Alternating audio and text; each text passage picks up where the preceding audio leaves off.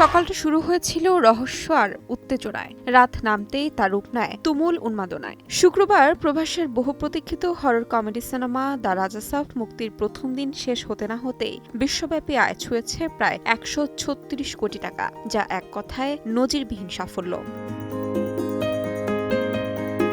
বিদেশি বাজার থেকে সিনেমাটির আয় প্রায় ৩৭ কোটি টাকা, আর ভারতের বক্স অফিসের সংগ্রহ ৭৪ কোটি। সব মিলিয়ে প্রথম দিনেই দ্য রাজাসাব ঢুকে পড়ে ১৩৬ কোটির ক্লাবে। বক্স অফিসের সাফল্য নিয়ে যখন সর্বত্র প্রশংসার আলোচনা, ঠিক তখনই সিনেমাটির মুক্তি ঘিরে তৈরি হয় এক ভিন্ন বিতর্ক। কিছুদিন আগেই আলোচনায় এসেছিল প্রভাসের একদল ভক্তদের কাণ্ড।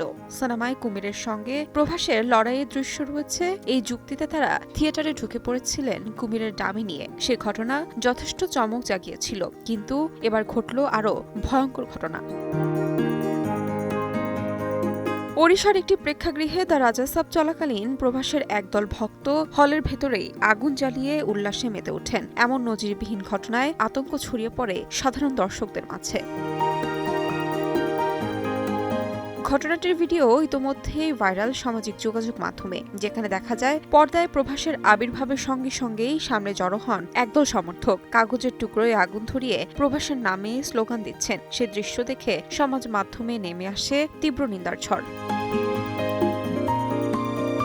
একদিকে রেকর্ড করা সাফল্য, অন্যদিকে নিয়ন্ত্রণহীন উন্মাদনা। সব মিলিয়ে দ্য রাজাসাব মুক্তির প্রথম দিনেই দেখিয়ে দিল সাফল্যের আলো যেমন ঝলমলে, তেমনই তার ছায়াও হতে পারে ভয়ঙ্কর। ये घर नहीं माया महल है, यहाँ लोग आते अपनी मर्जी से। তাহমিনা তন্নি, সময় সংবাদ।